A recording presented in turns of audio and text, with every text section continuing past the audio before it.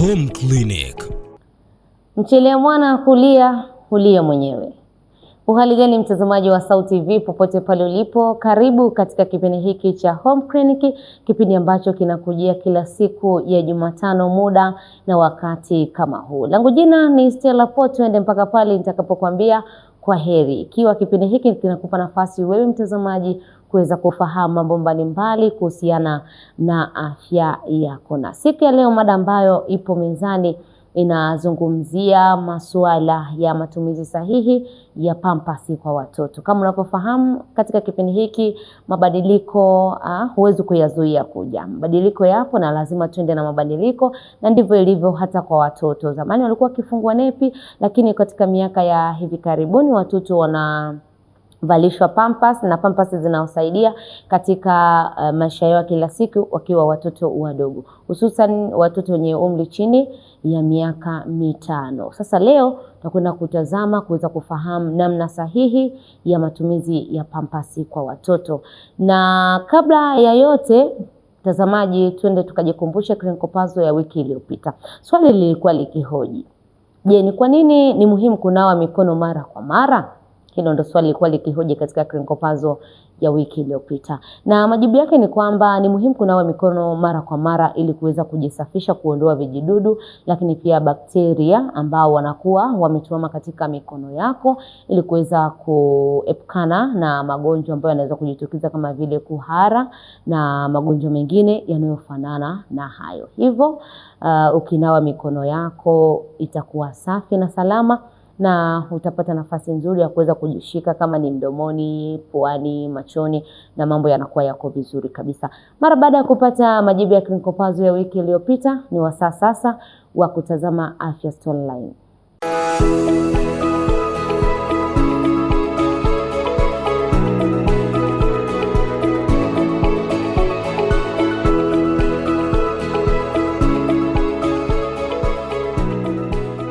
Matumizi sahihi ya diaper au pampers ni sehemu muhimu ya malezi ya mtoto. Wazazi wengi hutegemea diaper ili kumweka mtoto katika hali ya usafi. Hata hivyo, matumizi yasiyo sahihi huweza kusababisha matatizo kama vile muwasho wa ngozi au hata maambukizi. Ndiyo maana wataalamu wa afya wanasisitiza matumizi sahihi ya diaper au pampers ili kumlinda mtoto. Kulingana na wataalamu wa watoto, mtoto anapaswa kubadilishwa pampers kila mara baada ya saa 2 au 3 au mara tu anapokojoa au kujisaidia. Hii husaidia kuzuia hali inayoitwa diaper rash ambayo husababishwa na ngozi kubaki kwenye unyevunyevu kwa muda mrefu. Pia mzazi unatakiwa kuzingatia usafi wakati wa kumbadilisha mtoto pampers, kwani wataalamu wa ngozi wanashauri kutumia maji safi au vitambaa maalum visivyo na harufu kali au kemikali vinavyoweza kuathiri ngozi ya mtoto. Pia wanasisitiza umuhimu wa kukausha ngozi vizuri kabla ya kuvaa diaper mpya, kwani unyevunyevu huchochea ukuaji wa fungus kwa mtoto. Wataalamu wa afya wanashauri wazazi kuangalia ukubwa sahihi wa pampers na yenye uwezo na ubora mzuri unaomfaa mtoto, kwani diaper bora hupunguza uwezekano wa kuvuja na kulinda ngozi ya mtoto dhidi ya muwasho. Matumizi sahihi ya cream maalum za kuzuia muwasho yanapendekezwa na wataalamu, hasa kama mtoto ana ngozi nyeti, kwani cream hizi husaidia kuunda kinga kati ya ngozi na unyevunyevu. Aidha, wataalamu wanapenda kushauri mtoto akae bila pampers kwa muda fulani kila siku ili ngozi ipate hewa ya kutosha, jambo linalosaidia kupunguza uwezekano wa kupata vipele. Hivyo basi, uangalizi mzuri wa matumizi ya diaper ni hatua muhimu katika kulinda afya ya mtoto. Ikiwa mtoto ataonyesha dalili za muwasho mkali, wekundu usioisha au maambukizi, ni muhimu kumpeleka kwa mtaalamu wa afya kwa uchunguzi na matibabu sahihi.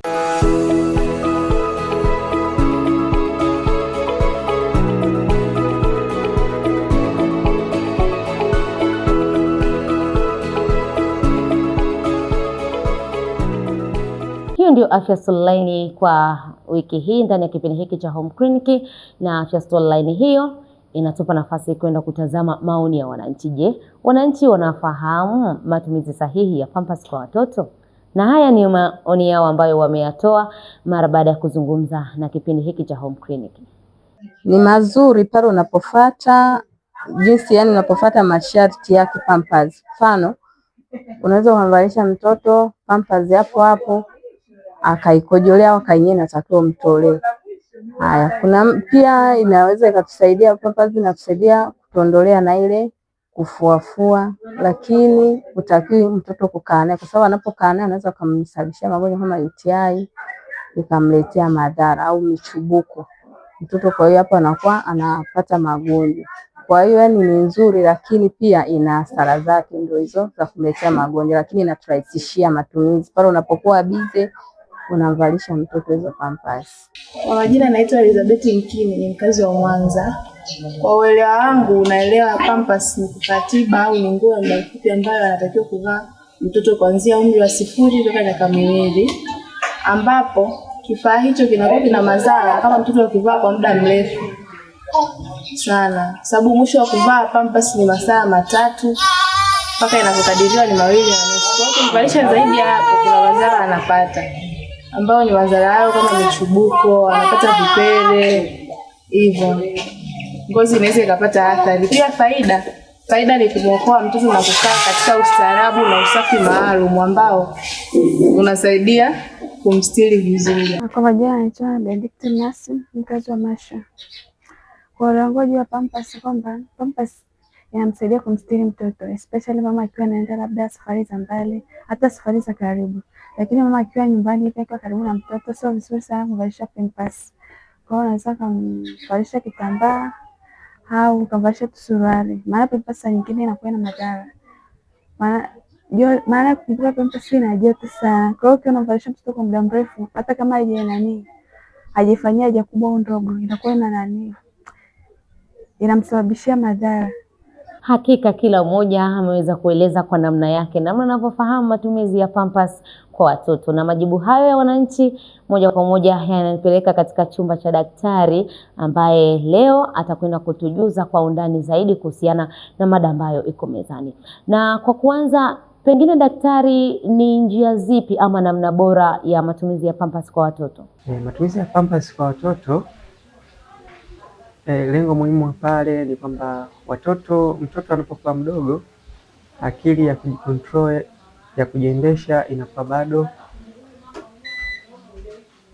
tunasema bado haijakuwa vizuri, yani bado hajapata utimamu mzuri wa kuweza kujicontrol. That's why tunasema watoto tunawavalisha nguo au hizo pampers kwa ajili ya kucontrol zile haja zao, kwa sababu mtoto hawezi akakwambia mama sasa hivi nataka kukojoa, mama sasa hivi nataka kupata haja kubwa.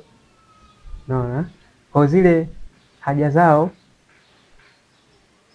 za kutoa taka mwili nje ya mwili, tunasema tunazicontrol kwa kuwasaidia au kwa kuwavalisha hizo pampers. Kwa hiyo pampers naweza nikasema ni muhimu kwa sababu zinasaidia kwa kinga au zinasaidia tunasema kucontrol hizo taka mwili, kwa sababu tukisema mtoto ajisaidia hovyo, unaweza kushangaa mbeba akajisaidia kwenye maybe uko ofisini uko naye anaharibu hali ya hewa. Kwa hiyo kikubwa ni kuzingatia tu zile pampers. Ni pampers zipi tumvalishe? Kuna pampers ambazo zimethibitishwa na TBS. Kwa hiyo issue ni kuangalia tu ubora. Matumizi ya pampers ni safi kwa control hizo taka mwili za mwili. Pampers kwa mtoto tunasema inapaswa kuanzia mwaka 0 na kuendelea mpaka atakapofikia hatua ya kuweza kujicontrol.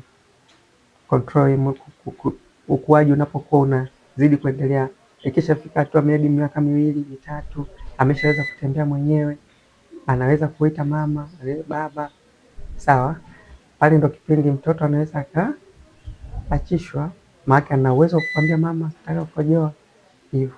Lakini pia katika ukuaji tunasema jinsi mtoto anavyozidi kukua ndo akili nayo inazidi kukua na kujitambua. Inafikia mahali ukimsogezea na nila kukojoa anakojoa. Kwa hatua za ukuaji tunakwenda vile tunazipunguza na kupunguza. Itafikia hatua anakuita nataka kukojoa, anakwenda mwenyewe anakojoa, anataka hiki hivyo. Na endapo matumizi hayo sahihi yasipozingatiwa ama kufanywa kazi vizuri, ni madhara yapi ambayo pengine yanaweza kujitokeza kwa huyu mtoto ambaye anavalishwa hizo pampers ama anavalishwa hiyo pampers? Pampers pia zisipotumika vyema zinaweza kuleta magonjwa kwa mtoto, especially mama anapomvalisha mtoto au mtoto anapokaa na pampers ile kwa muda mrefu.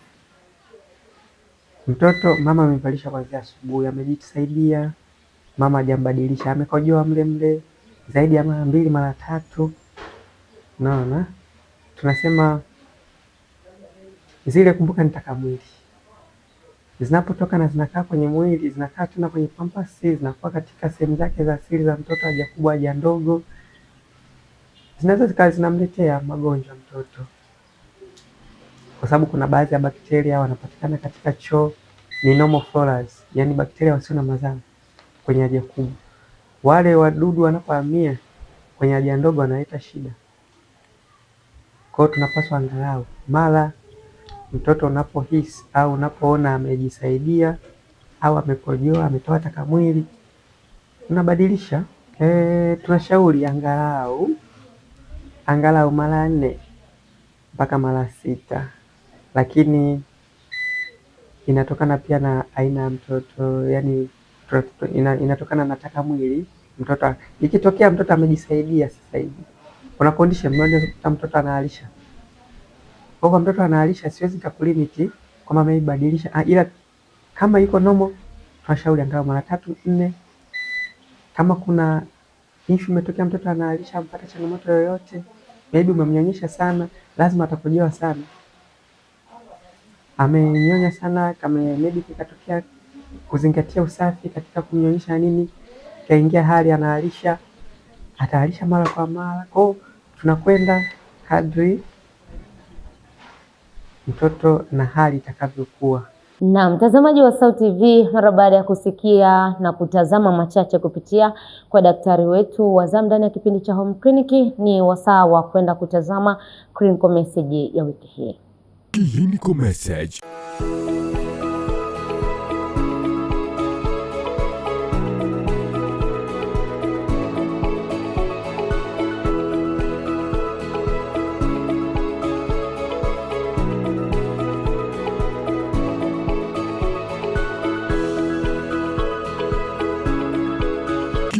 Message. Siku zote huwezi ukala ugali bila mboga, lazima kuwepo na mboga. Hivyo clinical message inakuchagiza ama inaleta ladha, inaongeza ladha ndani ya kipindi cha Home Clinic ili kuweza kufahamu kwa undani kabisa kuhusiana na mada ambayo inakuwa mezani kwa siku husika. Na clinical message hiyo moja kwa moja inanirudisha katika chumba cha daktari kwa ajili ya ushauri. Daktari, nini ushauri wako kwa jamii, hususan wazazi na walezi kuhusiana na matumizi sahihi ya pampers kwa watoto?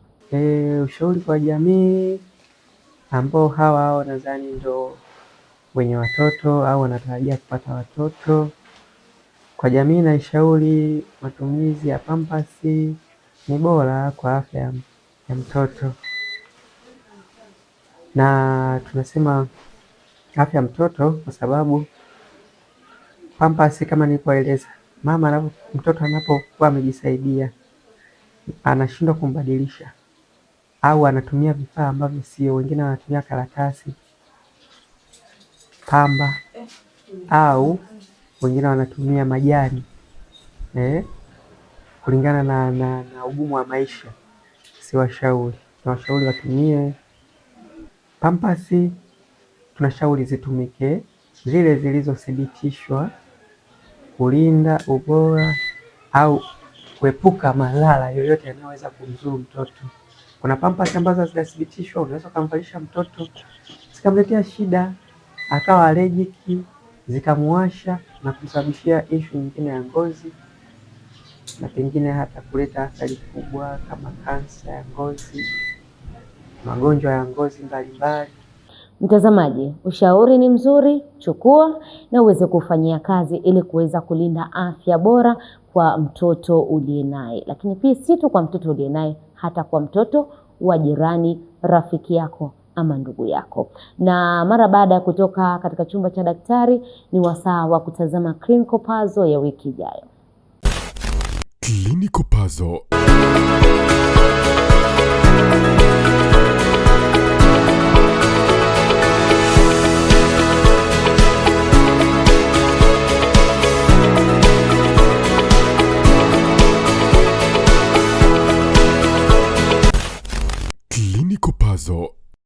Na hiyo ndiyo clinical puzzle ya wiki ijayo, mtazamaji wa SAUT TV, ndani ya kipindi hiki cha Home Clinic. Majibu yako tuachie katika uwanja wetu wa comment, nami nitayasoma katika kipindi cha wiki ijayo. Endelea kutufuatilia SAUT TV, endelea kufuatilia Home Clinic, lakini pia tembelea mitandao yetu ya kijamii Instagram, Facebook, YouTube na TikTok. Tunapatikana kwa jina moja tu @SAUTTV_TZ. Uwe na wakati mwema. Mimi ni Stella Paul.